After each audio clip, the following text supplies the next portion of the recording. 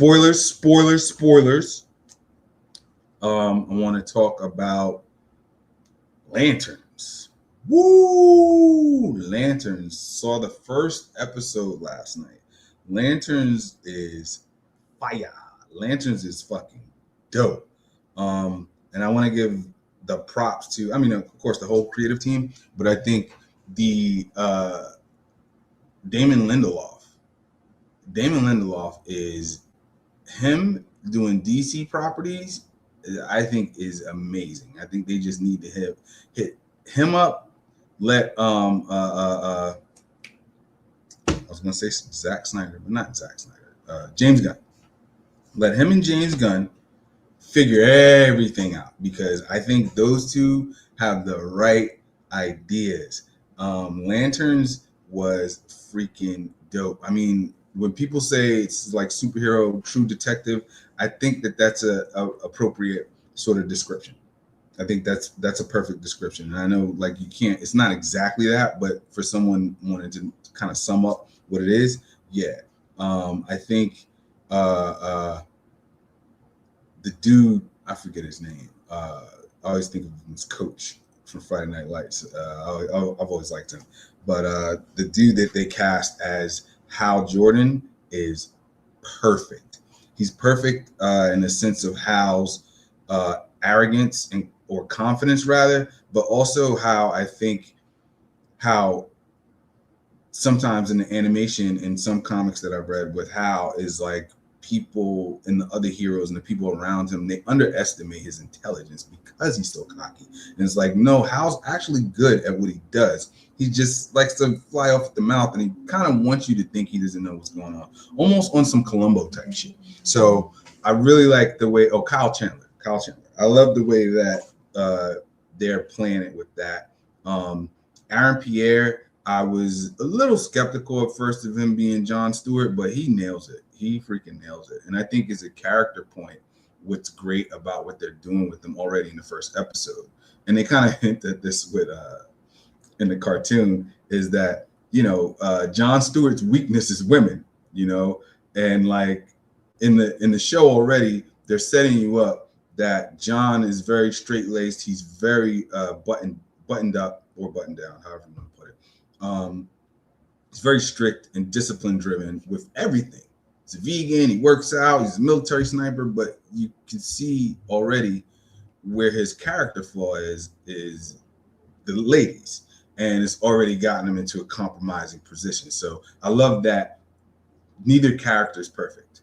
Like, they complement each other well, where Hal's sort of this loose cannon. Jon is way more strict, but then there's areas where Jon is like, bro, what are you doing? So I like that. I like that the first episode, on a very, again, like a true detective sort of thing, gives you a reveal at the end of some grimmer stuff to come. So it's like, first episode, just amazing. They gave you enough of showing what the Power Ring can do to keep you like, okay, this is a superhero show. But at the same time, it's like, what's going on here? You throw Hal into the mix of this event where there's a bunch of different people that have a bunch of different, you can obviously tell they all have some ulterior motives. So it's very like a police procedural drama show where, like, you as the audience member can tell, yeah, there's some shady characters going on, but I don't know who wants what. And you start to get the sense that Hal has a better idea of what's going on than everybody. Even though the other characters just think he's some washed guy who doesn't know what the fuck he's doing anymore.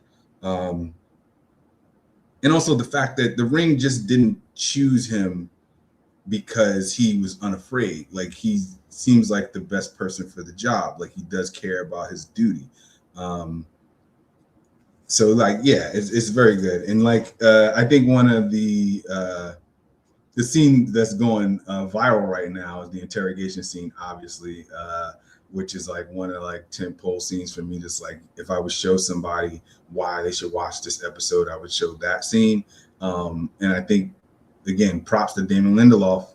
I'm sorry, like I don't know, something in the water with Damon Lindelof, man. Like what he did on the Watchmen series, and then already I'm seeing what he's doing now. He just has this honesty about how he approaches what America really is, what America, for good or ill, with all the racial classism, all the stuff we got going on.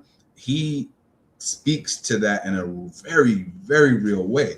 Also, it felt like a little bit like one of the Key and Peele sketches where the aliens came down and they tested the aliens by their level of racism.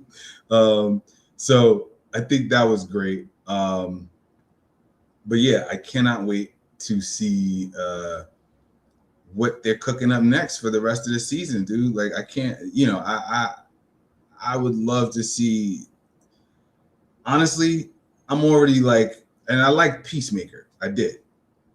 But I think this is gonna be better than Peacemaker, and I can't wait to see how they build out the broader DCU with this. I know we're probably gonna see Guy Gardner, probably gonna see more of the Lanterns. I know we're gonna see Sinestro.